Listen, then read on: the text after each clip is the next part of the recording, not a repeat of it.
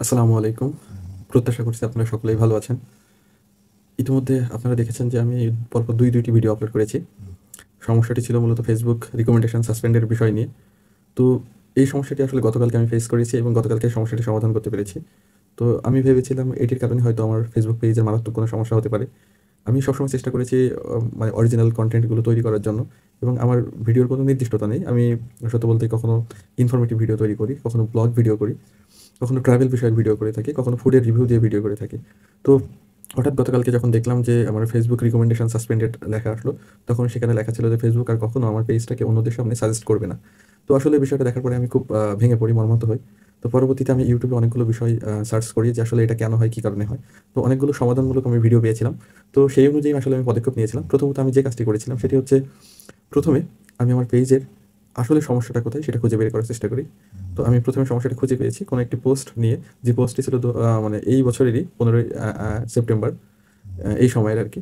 তো সেই সময় বিশ্ববিখ্যাত ফুটবলার ক্রিস্টিয়ানো রোনালদোর কে নিয়ে একটি পোস্ট করা।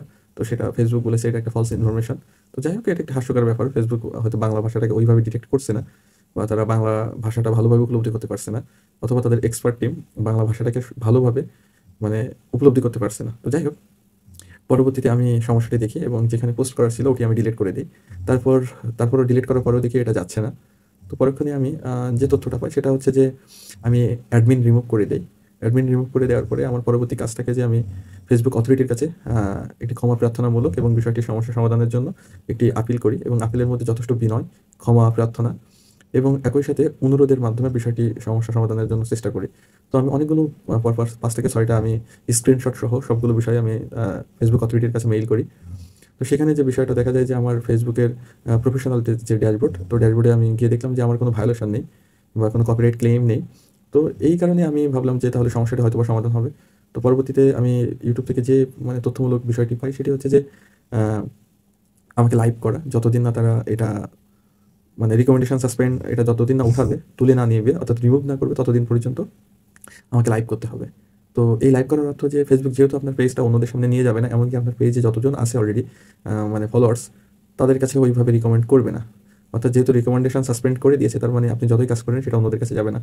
তো সৌভাগ্যবশত এই লাইভ করার উদ্দেশ্য যে আপনি যে অ্যাক্টিভ এটা তাদেরকে প্রমাণ করা। মানে আপনি যখনই লাইভ করবেন Facebook অথরিটি তো বুঝতে পারবে, বা Facebook এ যেসব টুলস বার রয়েছে যারা খুব সহজে ডিটেক্ট করে, অন্তত তারা আসলে বিষয়টি বুঝতে পারবে। তো যাই হোক, আমি সেই পরামর্শ বা তথ্য অনুযায়ী আমি কাজ করি। সৌভাগ্যবশত কালকে রাতে যখন আমি আসলে লাইভ করি, লাইভ শেষ করার ২ থেকে ৩ মিনিট পরে আমি যখন প্রফেশনাল ড্যাশবোর্ড চেক করি, তো ওখানে দেখলাম যে রিকমেন্ডেশন অ্যাক্টিভ লেখা থাকে। তো এটা দেখে আমার খুব ভালো লাগে। অর্থাৎ আমি প্রত্যেকটা স্টেপ খুব সুন্দরভাবে আ কাজ করেছি এবং যেভাবে বিনয়ের সাথে ক্ষমা প্রার্থনা করা যায়, প্রত্যেকটা বিষয়ে আমি কাজ করেছি। তো আলহামদুলিল্লাহ এখন আপাতত আমার সমস্যা নাই। তো যাদের এই সমস্যাগুলো হয়েছে তারা বিষয়টি সমাধান করতে পারেন। আমি যে নির্দেশনাগুলো দিয়েছি সেই নির্দেশনা অনুসরণ করে। তবে চেষ্টা করবেন কপিরাইট ক্লেম না হওয়া, কোনো ভায়োলেশন না হওয়া। আর টেক্সট কনটেন্টের ক্ষেত্রে অবশ্যই সতর্ক থাকবেন। কারণ আমার এই ভায়োলেশন ধরার মূল কারণ হচ্ছে টেক্সট কনটেন্ট। তো কোনো লেখার মধ্যে যুদ্ধ, বিগ্রহ, রক্তপাত মানে যে শব্দ দ্বারা আসলে সেনসিটিভ শব্দ যেগুলো বোঝায় ওয়ার্ড, এগুলো পরিহার করবেন। আর যদি দিয়ে দেন তাহলে অবশ্যই স্টার ব্যবহার করবেন বা এমনভাবে দিবেন যেন মানে Facebook ডিটেক্ট করতে না পারে যে আসলে কি লিখেছেন আপনি।